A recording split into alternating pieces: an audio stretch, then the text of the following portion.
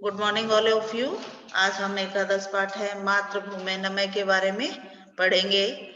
मातृभूमि नमय में मातृभूमि की प्रशंसा की गई है और इस मातृभूमि को भारत और जो यहाँ पर रहते हैं उन्हें भारतीय कहा गया है। इसकी एक्सरसाइज नंबर 2 आज हम करते हैं। शब्द रूपाणी पूर्यत इकारांत स्त्रीलिंग शब्दा। जैसे शब्द रूप चलते हैं राम के, लता के, उसी तरह मति का रूप है मति, मति, मत्य। भूमि की द्वितीय विभक्ति भूमि, भूमि, भूमि। नीति, नित्या, नीतिभ्याम, नीतिभ्य। उक्ति, उक्त्य, उक्तिभ्याम, उक्तिभ्य। इकारांत पुल्लिंग शब्दा मुने, मुनिभ्याम, मुनिभ्य। ऋषे, ऋष्यो, ऋषीणाम। अग्नौ, अग्न्यो, अग्निषु। हे रवे, हे रवि, हे रव्ये। अब इसमें उचित पदे रेगिस्तानी पूर्यत, उचित पद को लेते हुए रेगिस्तान की पूर्ति करनी है। भारतस्य उर्वरा अस्ति, भारत की भूमि उर्वरा उपजाऊ है। अत्र अनेके अभवन, यहाँ अनेक हुए, कौन हुए? ऋषि, ऋषि। राम, लक्ष्मण च, राम और लक्ष्मण। मुने शिक्षाम अविंदाताम, मुनि से शिक्षा प्राप्त की।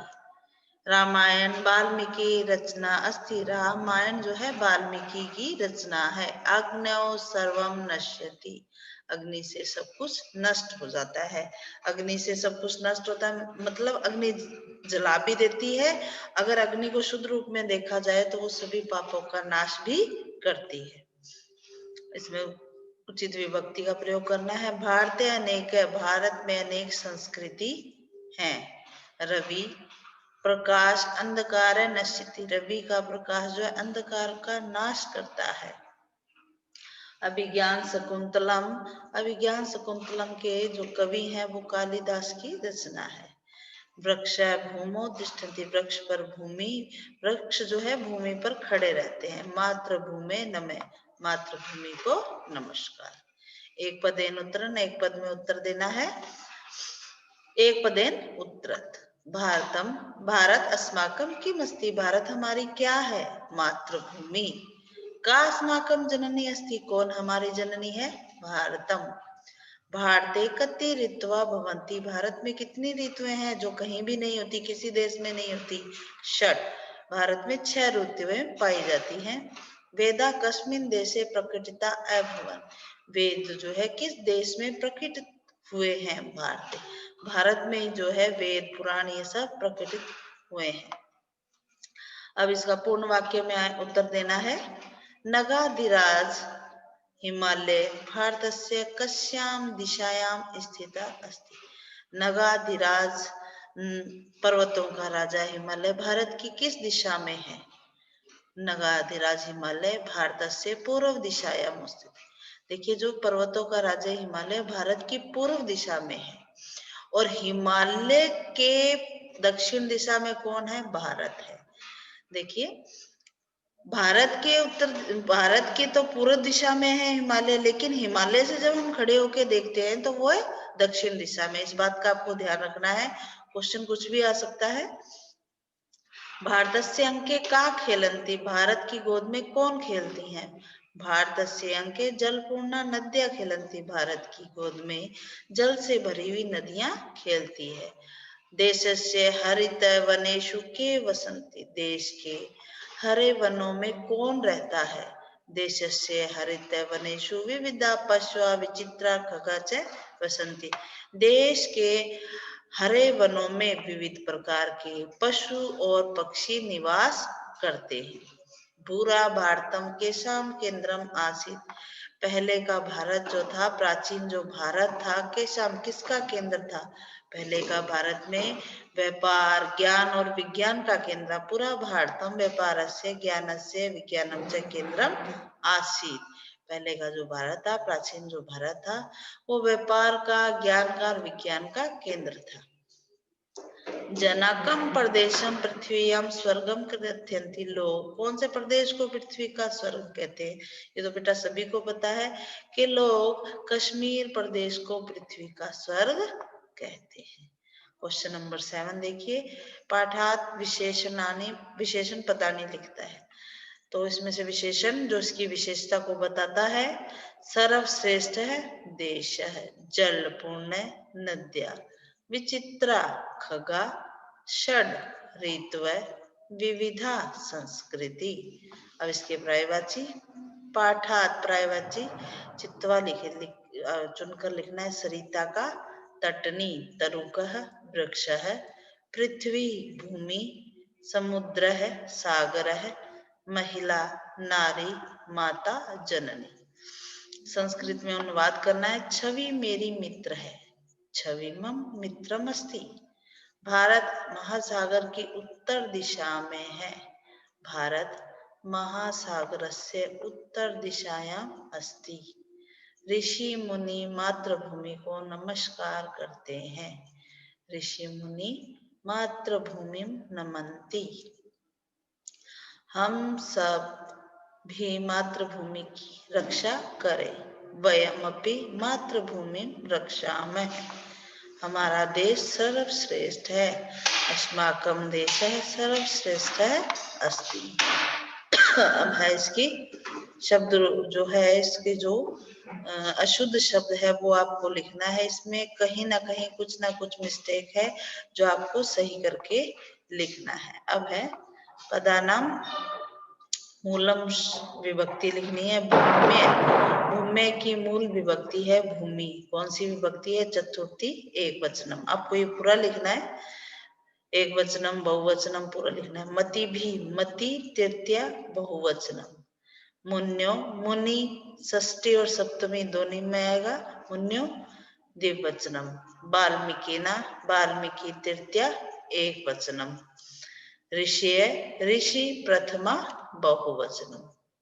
वाक्येषु कृत प्रदानी क्रिया विधानी च चित्वा लिखित। इनमें कृत कर्ता और क्रिया को अलग करके लिखना है। भारतम संसारस्य सर्वश्रेष्ठ देशास्ति। भारत जो है संसार का सर्वश्रेष्ठ देश है।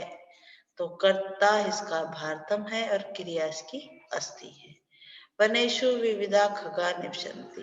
वनों में अनेक पक्षी निवास करते हैं। तो कर्ता इसकी खगा है, निवसन्ति क्रिया है। भारते अनेका भाषा प्रचलिता सन्ति। भारत में अनेक भाषाएं प्रचलित हैं। भाषा कर्ता और संति क्रिया। क्रिया वही है जो हम नित्य नेम के कार्य करते हैं, खाना पीना, नहाना धोना है, बहता है, रहता है, जहां भी है वो कौन सी है? क्रियाएं है, धातु है। सुगंधित वायु अत्र बहती। सुगंधित वायु यहाँ बहती है, तो वायु तो कर्ता होगी और बहती क्रिया होगी। अब इसमें से प्रकृति पद को अलग करके लिखना है। भूमि, संस्कृति, कवि और प्रकृति। इसमें से भूमि, संस्कृति और प्रकृति तो स्त्रीलिंग है, लेकिन कवि क्या है? पुल्लिंग है, इसलिए इसमें क्या हो जाएगा? कवि अलग हो जाएगा। इसी तरह भारतम, ज्ञानम, विज्ञानम, ये नपुंसकलिंग है, देश है, पुल्लिंग है। पशव, वायु, ऋतु भी, मुनि भी। ऋतु भी, मुनि भी, पशव तृतीय विभक्ति है, लेकिन वायु जो है प्रथमा विभक्ति है। वेदा, भाषा, महिला, नद्या।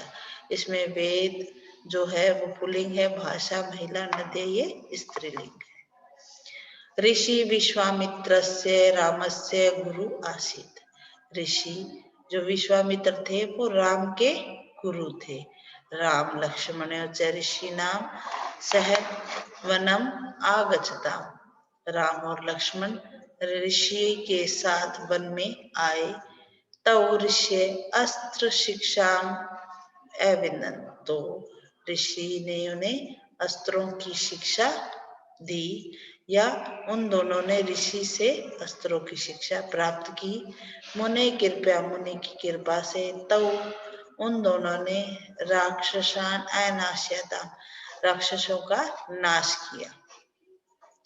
एकदा एक बार तौ वे दोनों मुन्य पुष्पाणि आने तुम वाटिका था। एक बार वे दोनों मुनि के साथ फूल तोड़ने के लिए वाटिका में आए। अब आपको क्या करना है? अगले क्वेश्चन में पदानाम वाक्येषु स्ववाक्य कुरुत। पदों में स्वयं का वाक्य बनाना है, जैसे दिशायाम, सूर्य पूर्व दिशायाम उद्यति। तो आप ये भी बना सकते हो, सूर्य पश्चिम दिशायाम छिपती। सूर्य पूर्व दिशा में उगता है, सूर्य पश्चिम दिशा में छिपता है। अगला है, इस तरह आपको ये वाक्य बनाना है। भूमौ वृक्षो भूमा तिष्ठन्ति, चरणौ शिष्य गुरु चरणौ स्पर्शति। शिष्य माता पिता का भी आ सकता है, किसी का भी चरणों को स्पर्श करता है। नमः गुरुवे नमः, जनकाय नमः, किसी का भी नमस्कार करने का आ सकता है। कवि रामायण कवे वाल्मीकि रचना अस्ति। प्रकृते प्रकृते सुंदरम अपूर्वम भवति, प्रकृति का सौंदर्य जो है अपूर्व है। रेखांकित पदानि आदित्य प्रश्न निर्माण कुरुत, जो नीचे अंडरलाइन किया हुआ है उसमें प्रश्न निर्माण करना है आपको।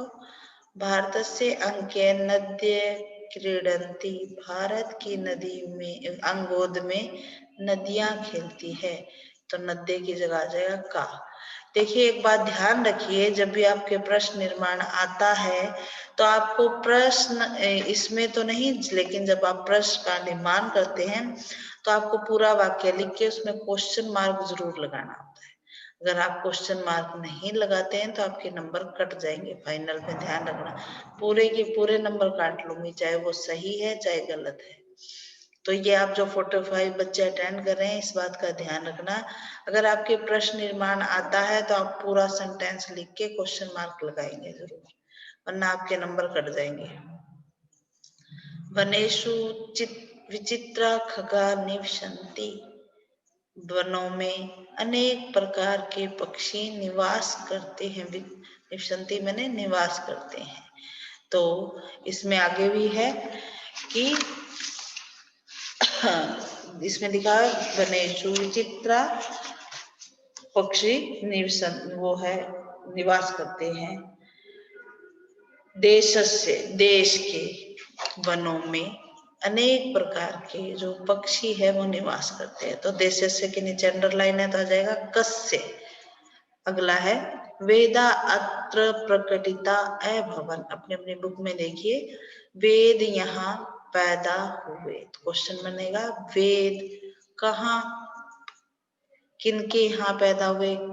वेद बहुत सारे इसलिए कुत्र ना के आ जाएगा, कहाँ पैदा हुए। भारतम पुरा भारतम ज्ञानस्य विज्ञानस्य केंद्रम आसीत्, पहले वह जो भारत था वो ज्ञान और विज्ञान का केंद्र था। तो आ जाएगा पूरा की जगह आ जाएगा कदा, कब भारत जो है ज्ञान और विज्ञान का केंद्र था। वयम मातृभूमि पुत्र स्म, हम सब मातृभूमि के पुत्र है। हम सब मातृभूमि के पुत्र है। तो इसका क्वेश्चन बन जाएगा कौन मातृभूमि के पुत्र हैं। कौन सा मातृभूमि के पुत्र हैं। हम सब मातृभूमि के पुत्र हैं। आशा है बच्चों ये आपको जो है इसकी अभ्यास समझ आया होगा। आपको इसकी पीडीएफ भेज दी जाएगी, घर बैठ के अच्छे सा वर्क कीजिए और मुझे सेंड कीजिए। Thank you.